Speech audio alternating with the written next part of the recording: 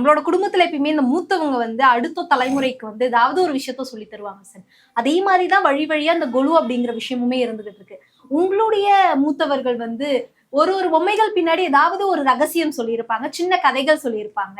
நீங்க சொன்ன மாதிரி பழமை நிறைந்த நிறைய பொம்மைகள் இருக்குல்ல சார். அதுல எனக்கு இந்த பொம்மையை நினைக்கும் போது இந்த விஷயம் ஞாபகம் வரும். எங்க அம்மா, எங்க அப்பா, என்னோட மூத்தவர்கள் சொல்லி கொடுத்தாங்க அப்படின்னா அதை இந்த நேரத்தில் நம்மளோட நேயர்களுக்காக ஷேர் பண்ண முடியுமா?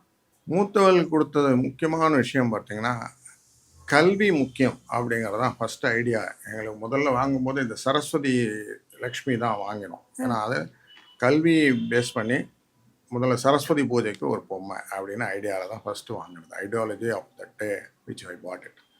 அதை வாங்கி அதுக்கப்புறம் பிள்ளையார் நேச்சுரலி வெறும் சரஸ்வதி மட்டும் வாங்க முடியாது, லக்ஷ்மி சரஸ்வதி பிள்ளையார்னு வாங்கி ஃபர்ஸ்ட் அப்படி தான் ஆரம்பித்தோம். அது ஆரம்பமே பிள்ளையாருன்னா விக்னம் இல்லாமல் ஆரம்பித்ததுனால என்னவோ இன்னைக்கு வந்து இந்த 7 படி வரைக்கும் வந்திருக்குன்றது தெரியறது. இதில் இன்னொன்று ஸ்ரத்தா பக்தின்னு சொல்லுவாங்க, நேர்மையான பக்தி. எவ்வளோ தூரம் நம்ம டிவோட்டடாக இருக்கிறோம். இப்போது எங்கள் அம்மா இருந்த வரைக்குமோ இல்லை அவங்க காலத்துக்கு அப்புறமோ இப்போ எப்படின்னா இங்கே வரக்கூடிய எல்லாருக்குமே ஒரு மன நிம்மதி இருக்கணும்.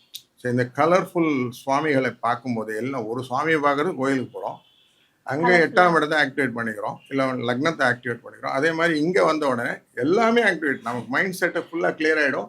யாரெல்லாம் ஸ்ட்ரெஸ்ஸில் இருக்காங்களோ இந்த பொம்மைகளை எல்லாம் பார்க்கும்போது ஸ்ட்ரெஸ் ஃப்ரீ ஆகும்.